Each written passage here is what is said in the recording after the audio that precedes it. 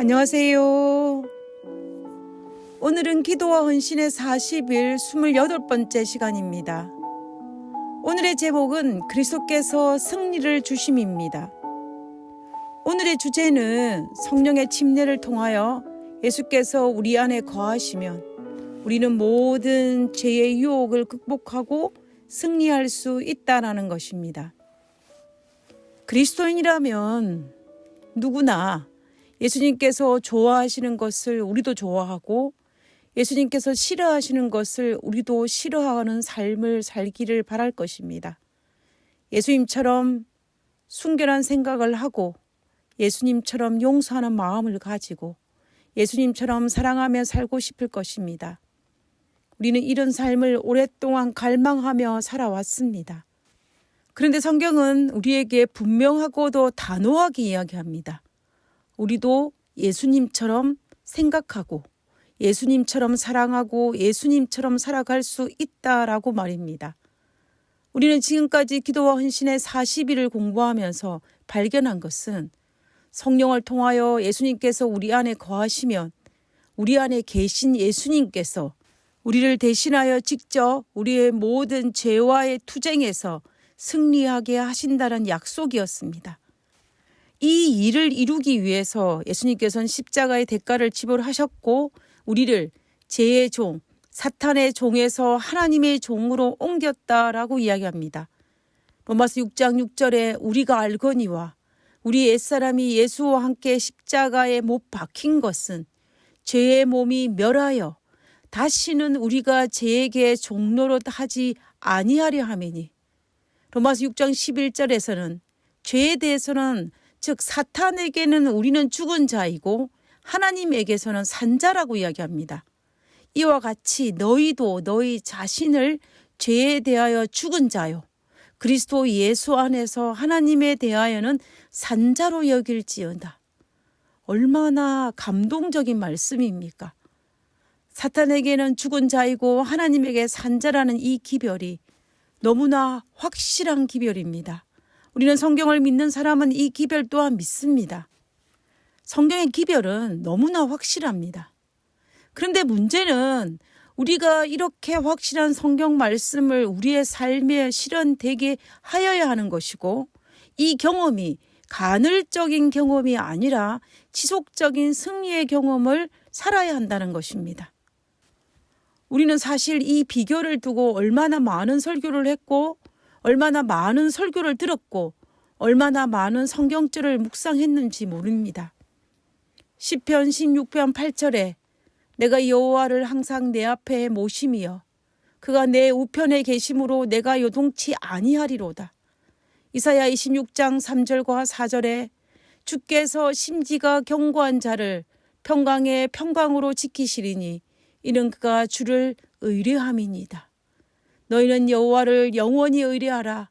주 여호와는 영원한 반석이심이로다. 요한복음 15장 4절과 5절에 내 안에 거하라 나도 너희 안에 거하리라.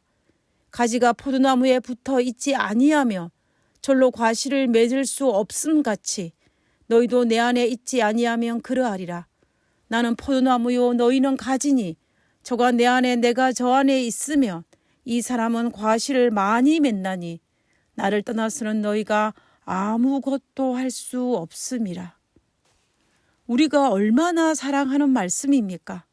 아마 이 말씀을 암송하시는 분들도 굉장히 많을 것입니다.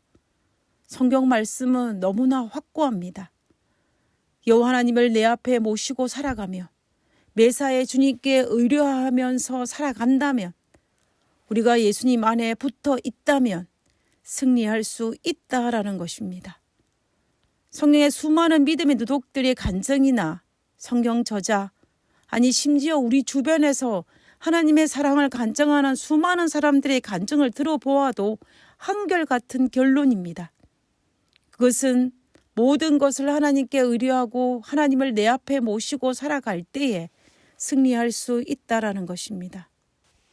사실 우리가 우리의 지난 과거의 신앙생활을 되돌아보아도 우리가 하나님을 내 앞에 모시고 살아가면서 하나님을 의뢰하면서 살아갈 때에 승리한 경험이 분명히 있었습니다. 그러므로 이제는 그 간헐적인 그 경험을 지속적인 경험으로 바꾸는 것이 오늘 우리가 반드시 해야 할 일이라는 것입니다. 이 책의 저자는 우리에게 확실한 이 성경의 원칙을 우리의 삶에 적용하기 위해서 5단계를 제안하고 있습니다. 첫 번째는 유혹으로부터 즉시 마음의 눈을 돌리고 하나님의 말씀에 초점을 맞추라는 것입니다. 빌립보 4장 8절에 끝으로 형제들아 무엇에든지 참되며 무엇에든지 경건하며 무엇에든지 옳으며 무엇에든지 정결하며 무엇에든지 사랑받을 만하며 무엇에든지 칭찬받을 만하며 무슨 덕이 있든지 무슨 기림이 있든지 이것을 생각하라. 옛날에 어른들이 아이를 임신한 임산부에게 태교를 위해서 좋은 것만 보고 좋은 것만 먹고 좋은 것만 생각하라고 권면했던 것이 기억납니다. 그래야만이 태중에 있는 아이가 좋은 것을 보고 좋은 음식만 먹고 좋은 생각만 해서 정신적으로 육신적으로 건강한 아이가 태어난다라고 이야기했습니다. 그래서 부모들은 음악을 잘하는 아이를 키우고 싶으면 음악을 많이 듣는 태교를 하고 신앙적인 아이를 키우고 싶으면 더 많은 성경 말씀과 설교를 들으면서 태교를 하지 않습니까? 마찬가지입니다. 우리는 죄의 유혹에서 승리하기 위해서 죄와 싸우는 것이 아니고 즉시 우리의 마음의 눈을 하나님의 말씀에 초점을 맞추라고 권면하고 있는 것입니다. 두 번째는 유혹이 매력적으로 보이도록 우리를 조정하고 있는 잿된 성령의 권세가 깨어졌음을 믿는 것입니다. 우리가 지금까지 많은 시간을 통해서 성경 말씀을 통해 잿된 성령은 예수님으로 말미암아 깨어졌다라는 것을 배웠습니다. 우리는 이 말씀을 믿어야 합니다. 반드시. 그다음에 세 번째 단계는 그리스도께서 우리 안에 계심을 믿자. 그리고 현재 우리가 당면한 유혹과 관련이 있는 그의 덕목이 우리의 삶에 구현되기를 기도하자. 이때 유혹을 하나씩 구체적으로 언급할 필요가 있다라고 얘기합니다. 결국 이 제안은 하나님의 말씀의 약속에 근거하여 우리의 삶에 일어나도록 기도로 주장하라는 것입니다. 하나님께 기도하라는 것이죠.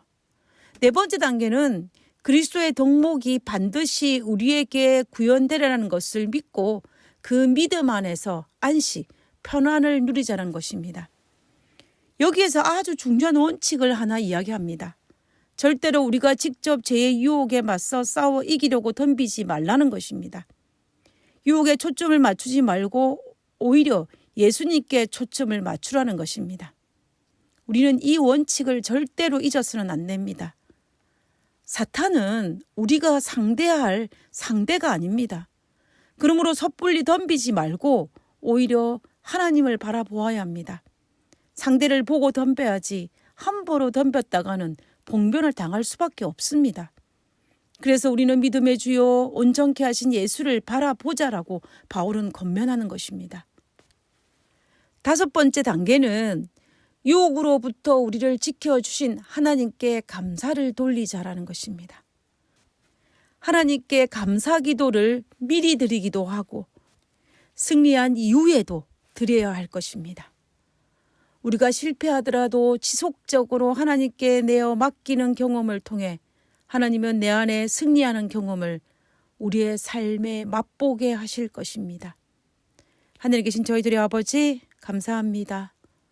우리를 대신하여 우리 안에 계시고 우리를 대신하여 사탄과 투쟁하여 승리하여 주심을 인하여 감사합니다.